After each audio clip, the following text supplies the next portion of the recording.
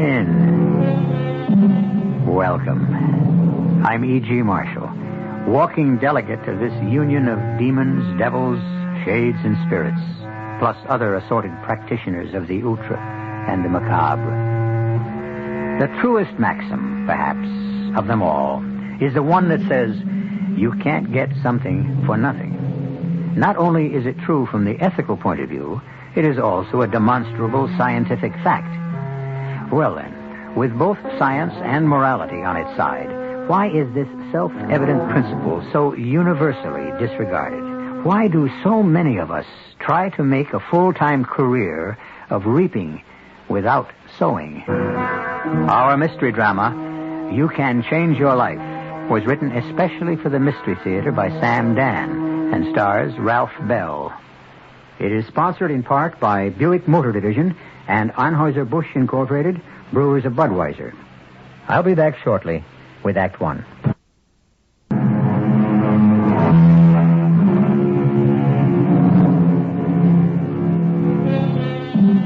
The curfew tolls the knell of parting day.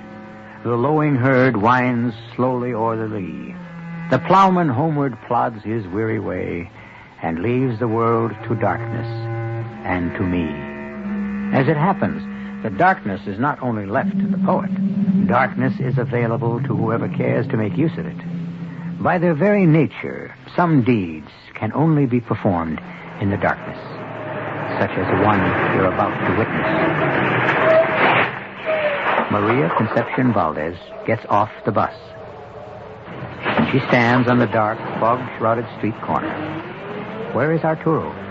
He always meets her here when she works late. Neither he nor she is happy that she must walk a long, lonely block at this hour. Maria smiles, and her smile is something to see. At 40, she is still slender, trim, and beautiful. Perhaps Arturo has forgotten. But how could he forget? He didn't. Arturo, did you fall asleep? Oh, excuse me. I thought you were my husband, Arturo. Excuse me. Are you Mrs. Maria Concepcion Valdez? Oh, that's Maria Concepcion. Oh, I stand corrected. My name is Eugene Parmenter. Yes? And I wonder, Ms. Valdez, do you remember me? Oh, do I remember you? Mm-hmm. No, I cannot say that I do. This would go back 11 years. 11 years ago? Mm-hmm. Oh, my. For me, that would have been another world. For me, too. Well, Mr. Parmenter, what is it you wish? Well, I find it inconceivable that you wouldn't remember me. Well, sir, perhaps if you were to tell me... You changed the entire course of my life. Oh, me? Yes. But how? You judged me. Oh, no. No, that cannot be. No, you are making a mistake. You are confusing me, perhaps, with someone else. No. There's no mistake. But I have never been a judge. Indeed, I would never be a judge. Think back. 11 years. A night filled with music, with laughter, in a great hall with brilliant light. I really... Parmenter. Eugene Parmenter. Do you remember me? Think. Oh, please, sir, if you will excuse me... You judged me. I must be on my way. Say my name. Eugene Parmenter. Say it. Eugene Parmenter. Now, do you remember? Do you remember judging me? And do you remember condemning me? I never condemned anybody, never. And now it is my turn. Senor, please. My turn. Please. Don't kill me. Not with a knife, no. Madre de Dios.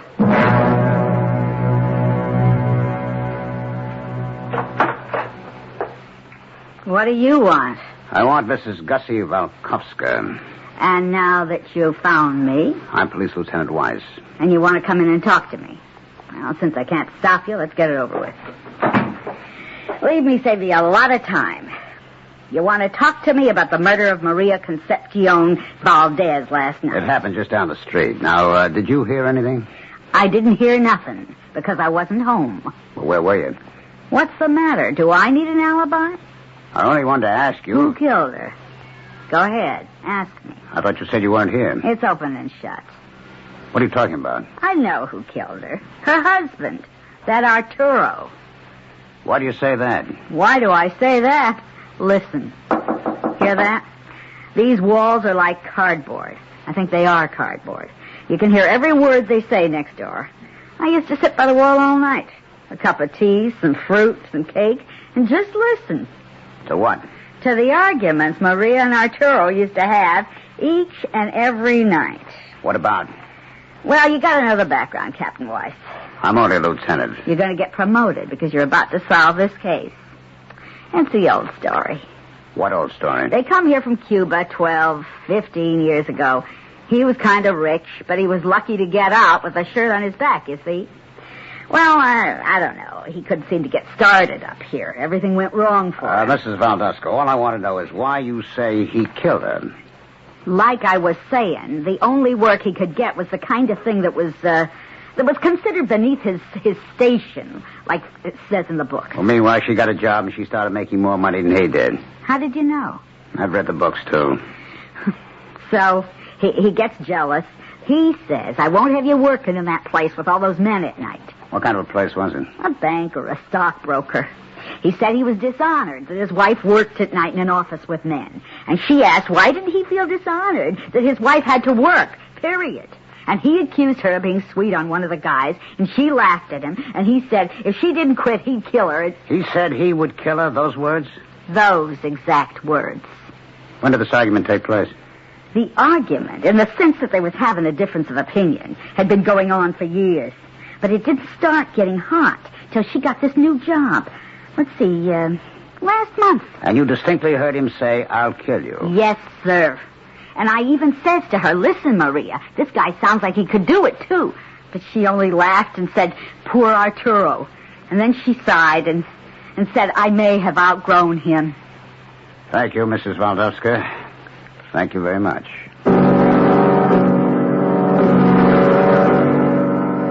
But, Lieutenant, why would I kill Maria? Why would I kill my wife? Mr. Valdez, is it true you fought? Yes, we fought, but all married couple fight. Continuously, bitterly? What did you fight about? There are those things between a man and wife which need not be discussed with strangers. We are investigating a murder. Investigate? But why question me? Mr. Valdez, your wife was murdered near the bus stop. By some subhuman monster, some thief who... Her money was still in her purse. She still wore her rings and bracelets. We must discount robbery as the motive.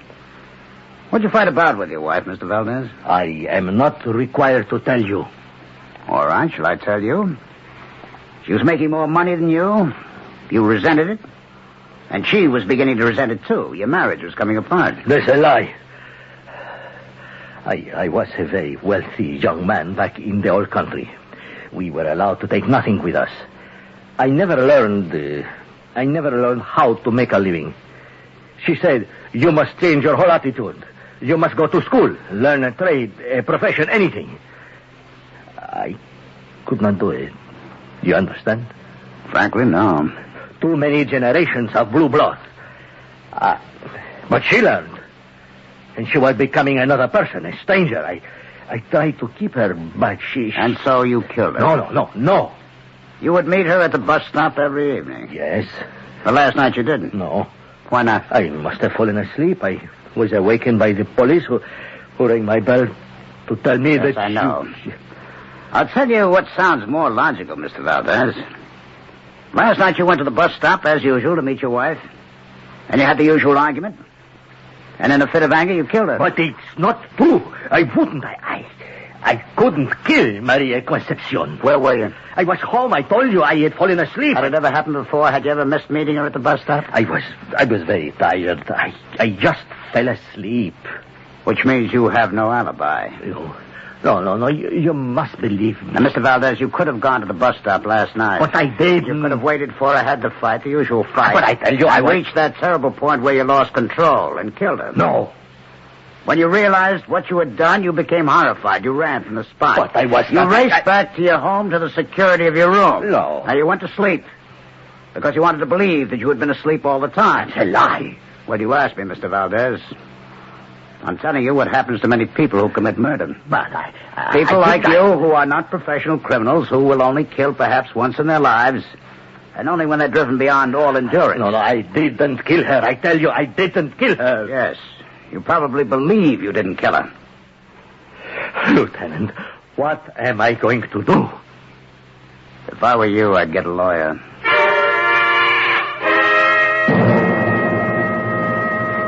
Well, Mr. Parmenter, I can promise you, in less than 1 week's time, you shall be an acceptable bridge player. Oh, that's fine. Oh, yes, indeed. The Borden School of Bridge guarantees results. I mean, provided you can count to 13. Oh, I think I can handle that, Miss Borden. Oh, good. Well, it's been a pleasure to meet you. Oh, excuse me. Hello? Oh, yes, darling. Well, I'm closing right now. The new student is here. Oh, well, I just have to get his name and everything. I won't be long. Sure thing. Bye, dear. Well, now, just let me fill out this form. You said it's been a pleasure to meet me, but we have met before, you and I. Oh, have we? Oh, yes. And I remember you very well. Are you sure? Oh, yes. It was 11 years ago. 11 years? Oh, that's ancient history. Well, to you, perhaps. But to me, it's real, living, vital history. I'm trying to place you. Remember me now? No. And my name? Eugene Parmenter? Means nothing? Oh, I'm sorry. I suppose I should. You changed the entire course of my life. Oh, well, how can you say that? Yes, you sat in judgment. Now, I'm afraid I can't follow that at all. You judged me and found me wanting. Well, how is it I don't remember any of that? To you, it meant nothing. Oh, no. But to me, it was my life. You condemned me. Mr. Parmenter, are you sure you look have at the me right... closely. Look at me. Now look at me. Sir, I'm afraid I must ask you to leave. Now look at me, you stupid woman. Now, see here. No, please don't point that knife at me. I'm going to kill you. Why? Because you sentenced me to misery for 10 years. You won't get away with it. Or perhaps I wouldn't if I used a gun. You know as well as I do there's no one here. You'll be caught. With a gun, they can identify bullets. A knife leaves no trace at all. Why? Look at me closely. Now, do you remember? Eugene Parmenter. Yes, I remember. Good. Now you won't die in ignorance. But I didn't do anything. You condemned me. No, don't.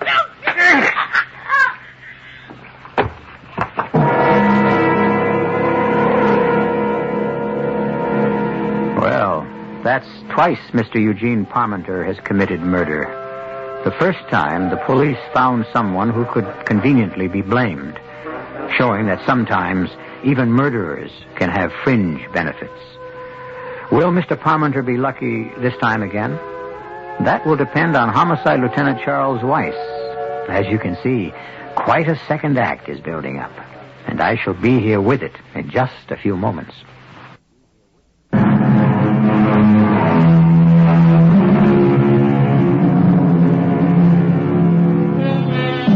Mr. Eugene Parmenter has been busy recently, settling what appears to be some old grievances. What makes this of interest to the police is the fact that he has been settling them with a knife. Of course, the police don't know about Mr. Parmenter yet. Indeed, why should they? His first murder has a logical suspect, and as for his second... Now or later, Terry. Now or later, what? Are you going to make a statement? Hey, what do you mean, a statement? Telling us how and why you killed her. Lieutenant, are you crazy? I mean, have you lost your mind? Terry, you've been cheating on her. Oh, okay, all right. You've been robbing her blind here at the school. What are you talking about?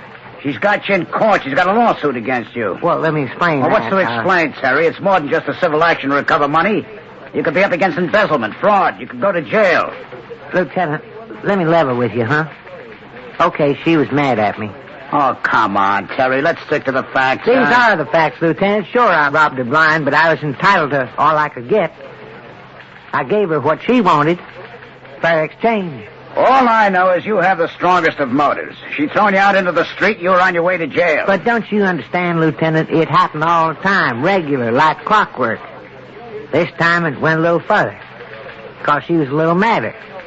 But she calmed down like she always did. She couldn't do without me. Both of us knew it. All she was doing was letting off steam. Try that story in front of a jury. You might be lucky. You were the last one to see her alive at a club. No.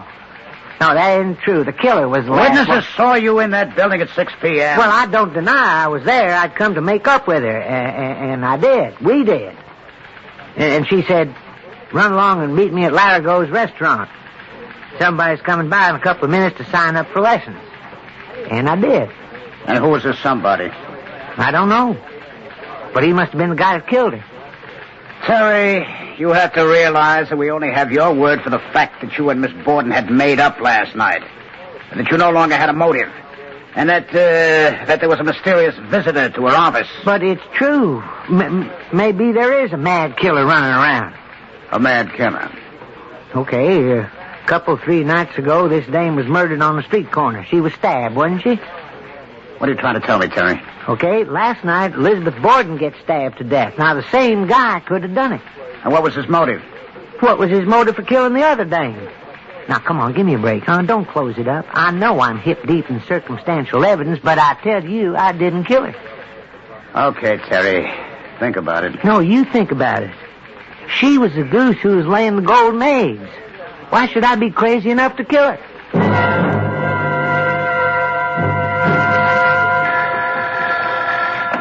Homicide, Lieutenant Wise. Yes, Doctor. Right. This Miss Elizabeth Borden was murdered the other night. Is there any way at all we can tell if it was with the same knife that killed the Valdez woman? Mm-hmm. Well, then the wound, is there anything about it that could tell us if it was administered by the same person? Uh-huh. You said the position was exactly the same. I see. Yes, I know it's not conclusive. Well, okay, Doc, thanks.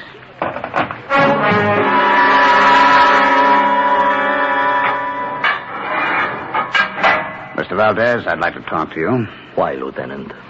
I may be able to offer you a slight ray of hope. Hope? For what? The evidence is all against you so far, but there's a chance you may not be the killer. No, I am the killer. What? You see, after you had left me the other day, I thought and thought for hours. And, of course, you were right. I killed her. Are you sure? Oh, yes. She no longer loved me. That's because when we came here, she began to grow into someone else, and I had refused to go at all. I struck out at her wildly, blindly, and so I killed her. You confess, then? I must have killed her. Who else would have?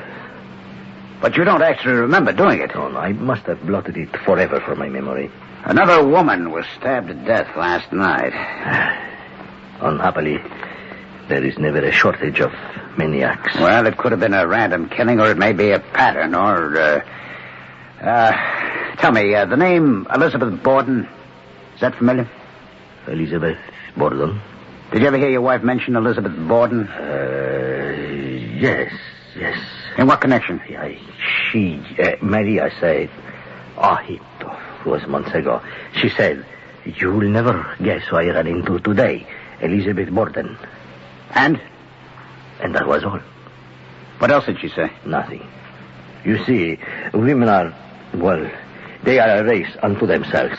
She said, I ran into Elizabeth Borden as if I knew who she was. Elizabeth Borden and your wife were both stabbed to death. Possibly by the same man. No, Lieutenant. I am sure I killed my wife.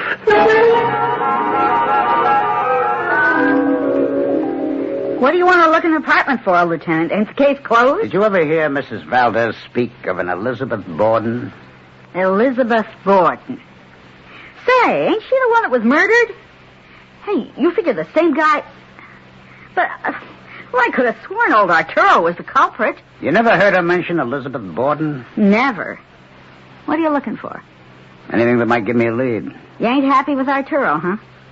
As long as there's a possibility that... You think she was good looking now? Here's a picture. I can tell by the hairstyle and the dress. It's got to be 10, 11 years ago. Look at her. Wasn't she gorgeous? Who are these other two dames in the picture? Oh, wait a minute. The one in the middle. Why does she look familiar, too? The one in the middle. Yeah. I've seen that face before. Yeah, so have I.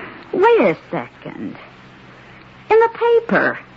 Just recent. Well, she's a good 10 years younger, but it's got to be. Elizabeth Borden. The two of them. They're connected. Sure. The one on the left, that's Maria Concepcion. The one in the middle, that's got to be Elizabeth Borden. But the third one, the lady on the right, who's she? Hello? Are you Penelope Simpson? Well, my name is Eugene Parmenter. I hope you remember me. Oh, you don't? Well, look, we're having a get-together of the You Can Change Your Life alumni. Well, I guess alumni is not quite the word. Oh, hey, do you remember any of the other girls? Look, I happen to be at the Rathskellers. It's just a block away from your office, and, well, I know this is short notice, but it's 5 o'clock. Could you meet me here for a drink on your way home, and we can talk about it? Oh, don't worry. No, I remember what you look like. How could I ever forget? Now, Mr. Valdez, I know you told me you never heard of Elizabeth Borden. Now, this is her picture. Does she look familiar? No, Lieutenant. The other woman in the photograph? No, Lieutenant. Mr. Valdez, this is a picture of 3 women. 2 of them have already been murdered. I have to find out who is the third lady. But, Lieutenant, you have convinced me. I must have killed Maria Concepcion. No. Now, evidently there is someone who was out to kill your wife and this Elizabeth Borden woman, and now maybe this other. You don't know how much I wanted to kill her. You see, I am no longer a man. She supported me. Look closely at the picture. Do you know where it was taken? I don't remember. Isn't there anything about her that's familiar? I shouted at her. I yelled at her. What do you mean? The dress. What dress? You see the dress in the picture. She bought the dress. It cost too much money. We were poor. Why did she want a dress? Because she's a woman. And women are vain. Okay. Now, this is maybe 10 years ago. You had an argument with your wife about a dress. But she bought it. And she's wearing this dress in this picture. Oh, please. Now, try to remember the argument about the dress, please. Why did she want the dress? Why? Oh, yes, because she said millions of people would be looking at her. Where? Where? On the television, that's where. It was a program, how you call it, a giveaway program. It was called I don't remember. All right, tell me everything you do remember. Yeah. She had written a letter. I did not hold with such foolishness. She had applied to be a judge. A judge? A judge who would judge the people, the contestants. And she was accepted, and that is why she wanted the dress. Is it possible that these women were also on the program? Is it possible? Here, let me look again. Oh, let me try to remember. She was sitting behind a huge desk with 2 other women. And she was wearing this dress. Yes, it could be. These might have been the other women. Hold it a minute. Lieutenant Wise. Yes.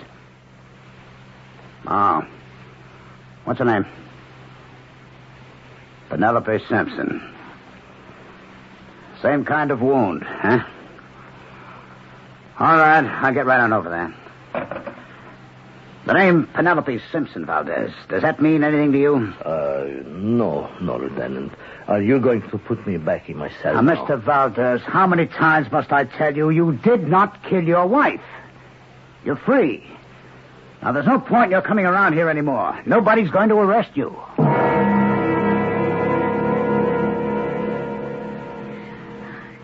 She had called me. She said she had a date for cocktails.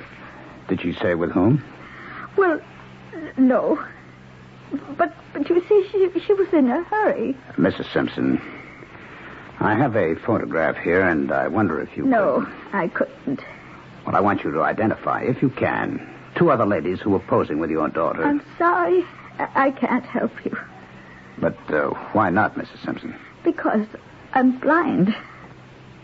But you... Because I'm in this room, which I know so thoroughly, every square inch. I see. Well, this is a photo. It's very good.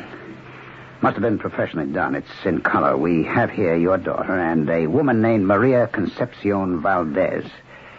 Is that name familiar? I don't think so. And the other is Miss Elizabeth Borden. Would you know of her? Oh, Elizabeth Borden. No. Oh, wait. Oh, I should remember Elizabeth Borden. Why?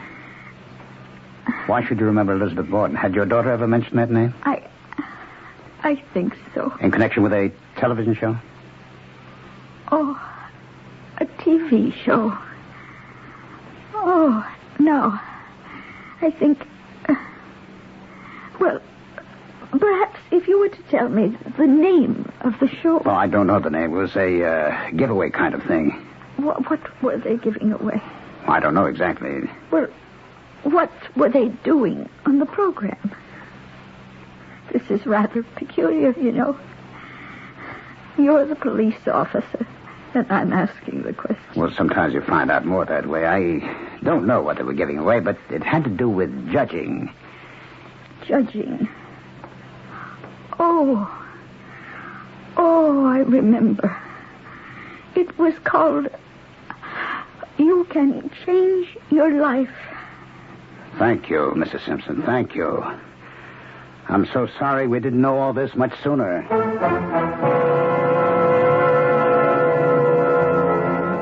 Well, what is it that we do know? We know that 3 women who may have been on a TV program more than a decade ago have come to a violent end.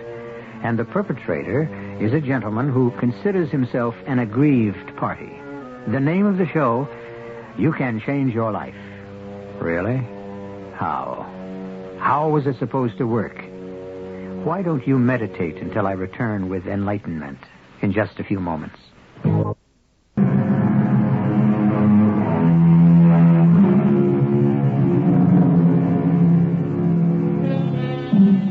Three women of completely different backgrounds, murdered.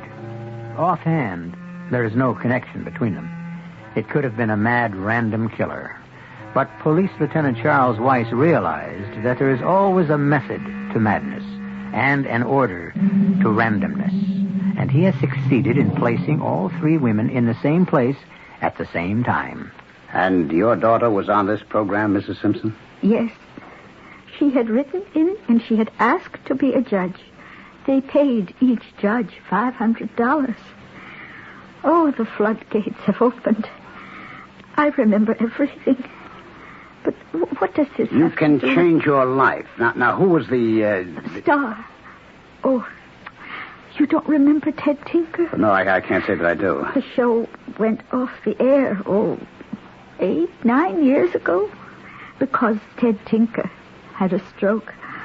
Oh, he was such a lovely person, so gentle, so kind, so humane, so involved.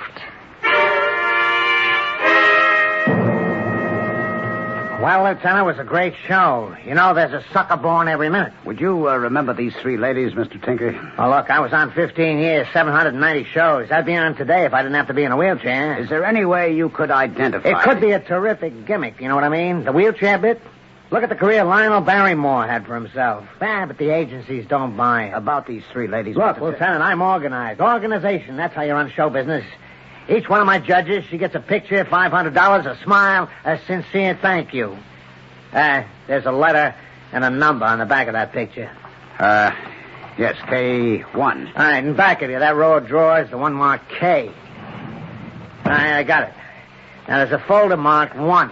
Take it out. All right, hand it over. So, what do we got here? K is 1965. Now, here we are. And 1 is the first show. Judges, your 3 ladies.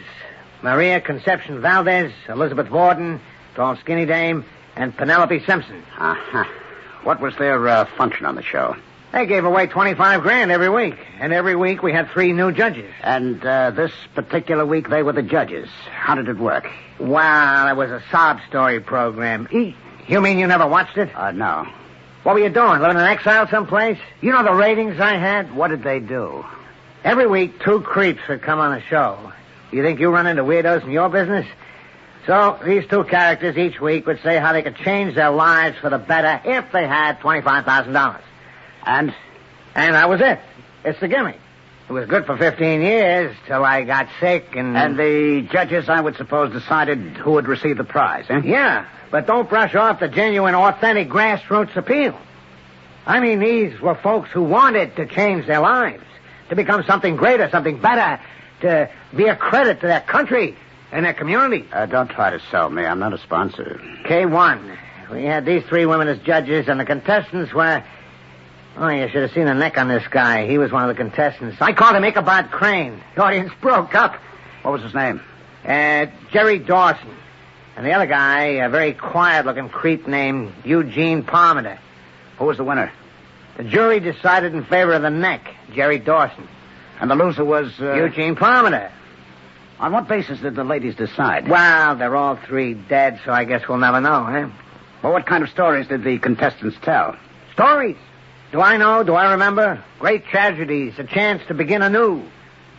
Are you saying I had a sore loser that night and he was mad enough to kill the judges? No, it's only a hypothesis. So why does that crumb wait 10 years? I don't know. Hey, wait a minute. I remember. He went to jail. For what? It was a month after the show. I remember. It was in the paper. He stole a lot of money from some company he worked for. And he went to jail? He got 10 years. Which means he just got out, and just in time to kill those 3 ladies. Hey, sure, it figures. He was sore at them. 10 years. That's a long jail term just for stealing. Well, there was some assault wound up in it, too. You see, when the cops come after him, he put up a fight. Pretty violent guy.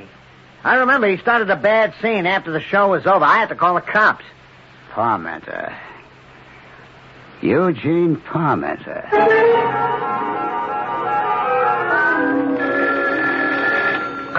Lieutenant Wise. Yeah. Okay. Inspector, we got a tape of that show. We got a great description of the guy. We've circulated it all over. Every cop has an eye out for him. All we can do now, Inspector, is wait. Yeah, I'm staying with it. I knew this was the right place when I heard your voice, Lieutenant. Oh, Mrs. Simpson. Here, let me help you to a chair. Thank you. What can I do for you? It's been a month, Lieutenant, hasn't it? Since the murder of my daughter and those 2 other ladies. I'm sorry. We're doing the best we can. Crimes are solved by routine. I don't think you will ever find Eugene Parmenter that way. That's the only way we have. Why were my daughter and the others killed? Because some psychotic held them responsible for his failure. Precisely. And he had to have his revenge. Why shouldn't he drop quietly out of sight? Even leave the country. Disappear forever. We hope that won't happen. I have a suggestion. You have? Yes. Why should Mr. Parmenter believe his work is finished? Well, because he's already murdered those 3 women who he believes had wronged him. Yes, but suppose he can be convinced he made a mistake. I don't follow that. Suppose it should turn out that he had killed them for nothing. Then what? I still don't understand. Suppose he were to discover that the judges on that program were only figureheads, window dressing, that the decision was really made by Mr. Ted Tinker, who secretly conveyed the verdict to the judges. And that would make Mr. Parmenter so furious that he would attempt to murder Mr. Tinker? Yes. You could guard Mr. Tinker night and day, and thus catch Mr. Parmenter in the act as he attempts... Mrs. Simpson, we can't do that. We are restricted by various constitutional... Very well. I shall do it myself. Oh, now, Mrs. Simpson... I shall tell the reporters that my daughter gave me the inside information that it was Mr. Tinker who really made the decision. But that's not true. How would anyone know? I say my daughter told me. Can you prove she didn't? Well, Mrs. Simpson, we can't stop you.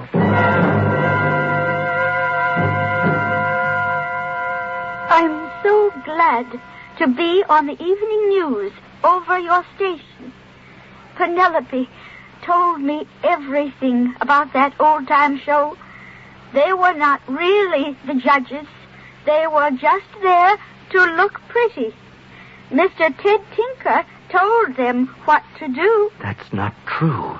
That is not true. Mr. Tinker decided in advance who the winner would be. That is a lie. And the girls, of course, were willing to go along with him. You're lying. I suppose it can be told now. This poor, demented man, he killed them for nothing. What do you mean I killed them for nothing? I killed them because they wouldn't give me a chance to win. I killed them for nothing? Oh, no, it was Ted Tinker. He fooled me. He was the one who could have changed my life. He was the one. I am going to sue your station for every nickel you've got. And that stupid reporter. I never said who the winner should be, and I can prove it. I got witnesses, my director, my scriptwriters. You're in bad trouble, baby. The next voice you hear will be my lawyer. Hello, Mr. Tinker? What? Who are you? Huh? How'd you get in here? You remember me? I'm Eugene Parmenter. No. Nah, you ain't. I remember what you look like. I changed my face just enough. But people who stare hard can... Listen, I don't care what you heard on TV. It was the dames. They decided I had nothing to do with it. You should have overruled them. After all, my case was so obviously more worthy. Now, look, don't do anything crazy. I said I needed the money in order that I may not drop into the searing fires of shame. Now, I said I needed it to right a wrong, and everybody laughed. I didn't laugh. Believe me, I was moved. I cried. Then why didn't you help me? Why didn't you give me the money that could have saved my reputation and kept me from prison? Because the game had to be played by the rules, and the judges said... You were the judge. No. It isn't true. Believe me, she's a senile old lady. Can't you see what she's doing? She's setting you up. Hey, look, put away the knife, beat it fast, and you're in the clear. I won't even say you showed up. No, not until you pay the price. You're crazy. Hey, no, don't come near me. Don't you... Let go of the knife. Palmer, let go of the knife. Let go. Drop it. That's better. He was the one. He was the one I had to kill. The others, they were a mistake. I'm sorry. Yes, we're all sorry. There, Jim. Get the cops on him. All right, take him down. I'll come out of jail one day, Ted Tinker. Oh, you'll pay the price. Hey, Lieutenant. Did you set this up? No. Mrs. Simpson arranged it all by herself. We simply had to protect you in case of danger. I'm going to sue her and the station for every nickel that... Although, you want to know something? She guessed it. She's right. I did call all the shots. That fool, he killed all those poor dames for nothing.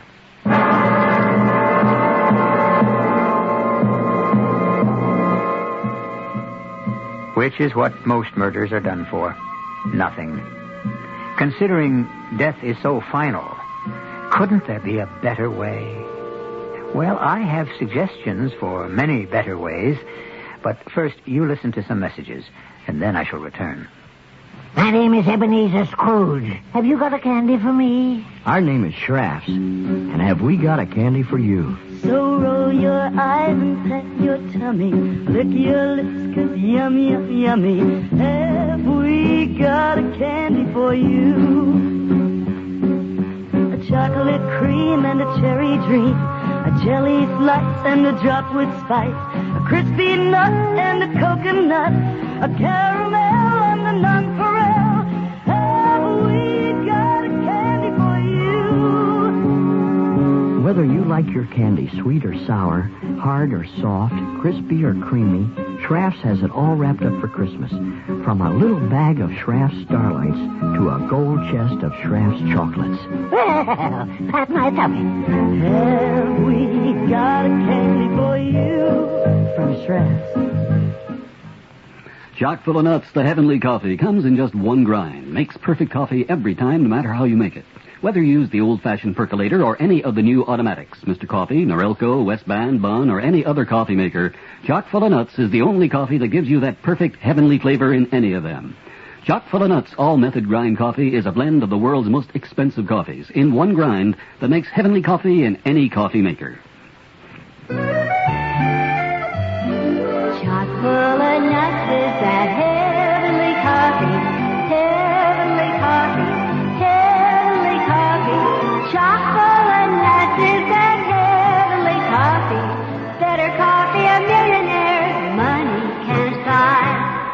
Now a word from the Niederlander organization. For laughs, thrills, and music, there are 3 shows on Broadway that each in its own way provides one of the best evenings of entertainment. First, there's Habeas Corpus, the new comedy which just opened at the Martin Beck Theater. Walter Kerr called it the best new comedy this season. Habeas Corpus stars Donald Sinden, Jean Marsh, Rachel Roberts, June Havoc, and Celeste Holm. At the Palace Theater, Scott Joplin's Tremonisha has been delighting audiences with its fabulous musical numbers, prompting the New York Times to call it a triumph. Tremonisha winds up its limited engagement this coming Sunday, so you only have a few more chances to see it. Sherlock Holmes at the Broadhurst Theater is in its second exciting year, and it continues to be the most suspenseful play in town. It'll only be there through January 4th, and then it's off on a nationwide tour. So for laughs, see Habeas Corpus at the Martin Beck. For thrills, see Sherlock Holmes at the Broadhurst. And for ragtime, don't miss Tremonisha at the Palace, through this Sunday only.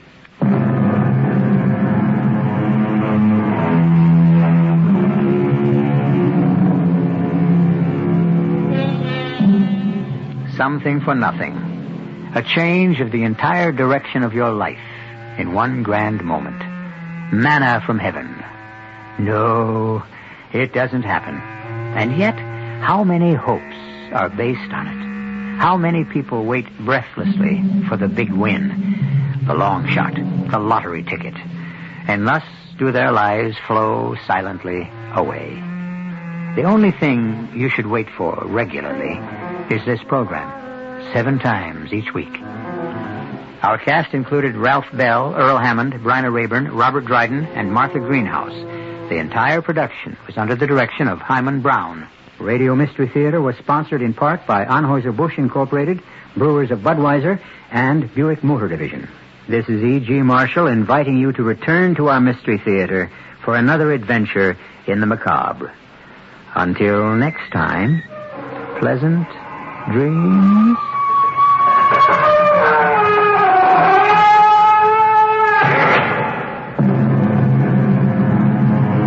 Tonight's Mystery Theater was also brought to you in part by ShopRite Supermarkets, where you get a lot more for a little less.